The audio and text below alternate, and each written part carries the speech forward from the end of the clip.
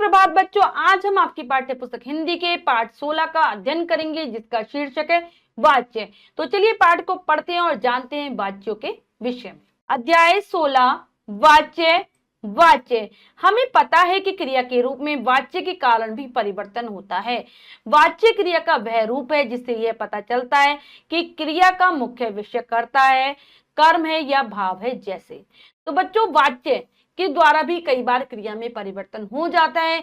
वाच्य हम उससे कहते हैं जो कि हमें बताए कि क्रिया किसके आधार पर हो रही है, कर्ता के आधार पर, कर्म के आधार पर या फिर भाव के आधार पर, किस चीज की प्रधानता है हमारे वाक्य में। जैसे उपयुक्त उदाहरणों में हम देखें, प्रथम वाक्य में क्रिया का संबंध कर्ता से है, दूसरे वाक्य में क्रिया का संबंध कर्म से है। ठीक है, तीसरे वाक्य में क्रिया का संबंध न कर्ता से है, न कर्म से है, बल्कि भाव से है।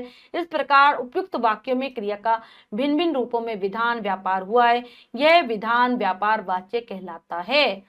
ठीक है, तो बच्चों जहां पर क्रिया में कर्म की प्रधानता हो वो कर्म प्रधान होगा।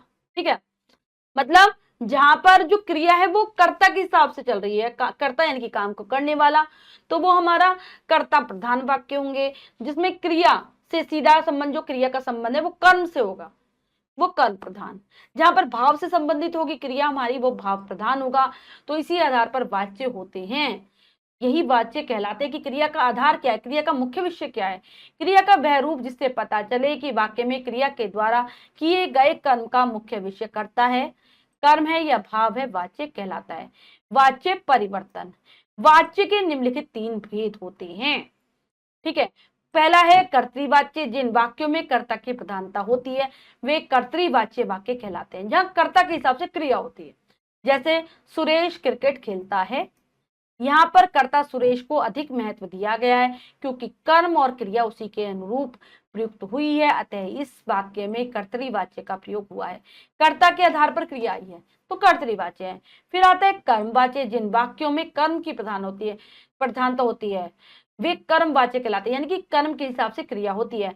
जैसे क्रिकेट सुरेश के द्वारा खेला जाता है, तो यहाँ पर कर्ता सुरेश की प्रधानता न होकर कर्म क्रिकेट की प्रधानता है, क्योंकि वाक्य का कर्ता और क्रिया उसी के अनुरूप प्रयुक्त हुए हैं, अतः इस वाक्य में कर्म वाच्य है। जो क्रिया चल रही है वो कर्म के हिसाब से चल रही है। तो ये हमारा हो गया।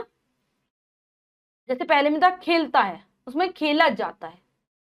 ठीक है, अब है भाववाची। जिन वाक्यों में कर्ता और कर्म की प्रधानता न होकर भाव की प्रधानता होती है वे भाववाच्य के वाक्य कहलाते हैं।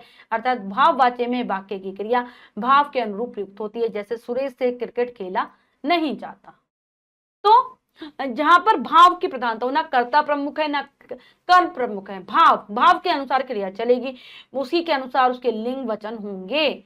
यहाँ पर नहीं खेले जाने भाव को प्रधानता दी गई है, अतः इस वाक्य में भाववाच्य का प्रयोग हुआ है। तो सुरेश से क्रिकेट नहीं खेला जाता, नहीं खेलने का भाव प्रधान है, तो यहाँ पर हमारा भाववाच्य है। भाषा में अधिकांशतः कर्तृवाच्य के वाक्यों का ही प्रयोग किया जाता है, ज्यादातर कर्तृवाच्य होते हैं।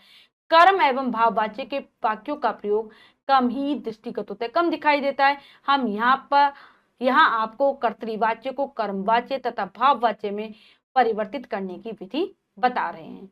तो ठीक है, ये है। अब आता है यह भी जाने, कर्मवाच्य में सदैव सकर्मक क्रिया का प्रयोग किया जाता है, परंतु भाववाच्य में सदैव अकर्मक क्रिया का प्रयोग किया जाता है। तो बच्चों, कर्मवाच्य में सकर्मक क्रिया थी, यानी कि जब कर्म होगा तभी तो कर्मवाच्य बनेगा। सकर्मक क्रिया में क्या होता है, कर्म की प्रधानता होती है। और भाववाच्य में क्या आएगा, अकर्मक क्रिया। लेकिन जो कर्तृवाच्य होते हैं वो उसमें दोनों आती हैं, सकर्मक क्रिया भी हो सकती है और अकर्मक भी हो सकते हैं, दोनों हो सकते हैं। ठीक है, ये ध्यान रखेंगे। जैसे निधि से पत्र लिखा जाता है, वाक्य की क्रिया लिखा जाता है, सकर्मक क्रिया है। तो बच्चों यहाँ पर क्या है, सकर्मक क्रिया का प्रयोग हुआ है। पत्र है ना, लिखा जाता है, पत्र लिखा जाता है, तो पत्र कर्म है तो सकर्मक क्रिया है।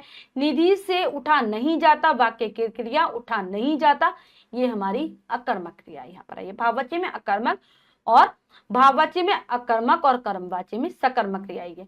तो बच्चों अब आते हैं वाच्य के भेद। यहाँ पर बच्चों एक गलती को हम सही करेंगे, यहाँ पर वाच्य के भेद नहीं है, यहाँ तो है वाच्य परिवर्तन, वाच्य परिवर्तन।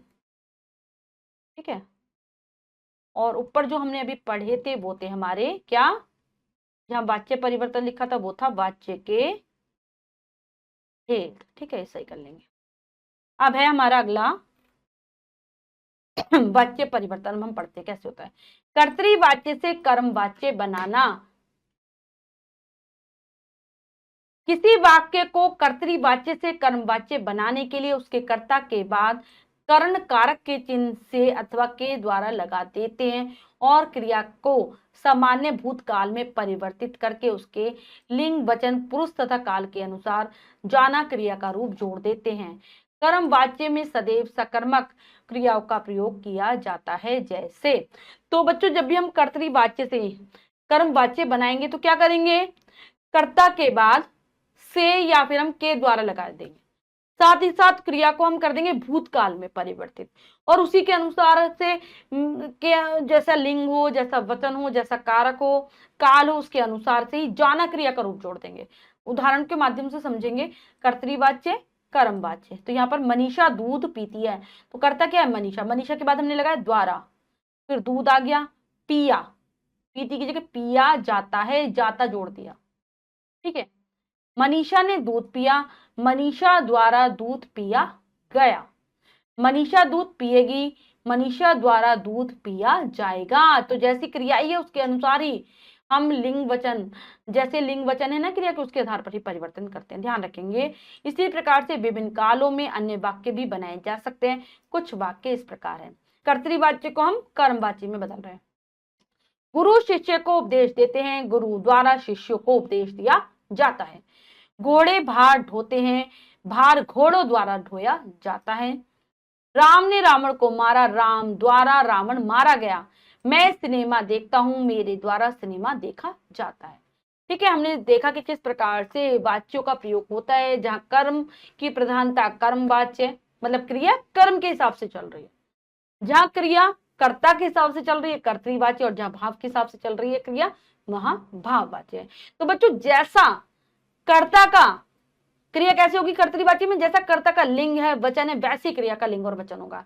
अगर हम कर्मवाच्य में देखेंगे तो जैसा कर्म का वचन होगा वैसे ही क्रिया का वचन और लिंग होगा। ऐसे ही अगर जैसा भाव में जैसा भाव आया होगा उसके हिसाब से ही क्रिया का लिंग वचन होगा। ठीक है, ध्यान रखेंगे। जैसे यहाँ पर मैं एक उदाहरण के माध्यम से भी आपको समझाने का प्रयास करूंगी। मनीषा दूध पीती है, तो मनीषा क्या है, एक वचन है और स्त्रीलिंग है, इसलिए क्रिया भी एक वचन और स्त्रीलिंग में आई है। मनीषा ने दूध पिया, ऐसे ही यहाँ पर भी हुआ है। ठीक है, ऐसे ही यहाँ पर जो होता है, यहाँ पर कर्म की प्रधानता होती है। तो दूध क्या है, एक वचन है, और क्या है, पुल्लिंग है, तो यहाँ पर क्रिया भी पुल्लिंग में ही आई है। ये होते हैं हमारे पाठ। ठीक है, ध्यान से। अब हम अभ्यास कार्य करेंगे। आओ कुछ करे के अंतर्गत पहला प्रश्न है, सही विकल्प पर सही का चिन्ह लगाइए। प्रश्न में 4 विकल्प है, 3 गलत 1 सही। हमें सही को चुनना है, सही का निशान लगा देना है बच्चों। करते हैं। क्रिया का वह रूप जिससे यह पता लगता है कि क्रिया का मुख्य विषय कर्ता कर्म या भाव कहलाता है। क्रिया कर्म वाच्य कर्ता, तो ये वाच्य कहलाता है। निम्नलिखित वाक्यों के वाच्य बताइए। तो पहला है, मोटे लड़के से दौड़ा नहीं जाता, तो ये दौड़ा नहीं जाता भाववाच्य। जो हमारी क्रिया है किसके हिसाब से, भाव के अनुसार चल रही है। हम बाजार जा रहे हैं, तो यहां पर कौन सा है, कर्तृवाच्य। कर्ता हम के हिसाब से क्रिया चल रही है। हम क्या है, बहुवचन, तो क्रिया भी बहुवचन।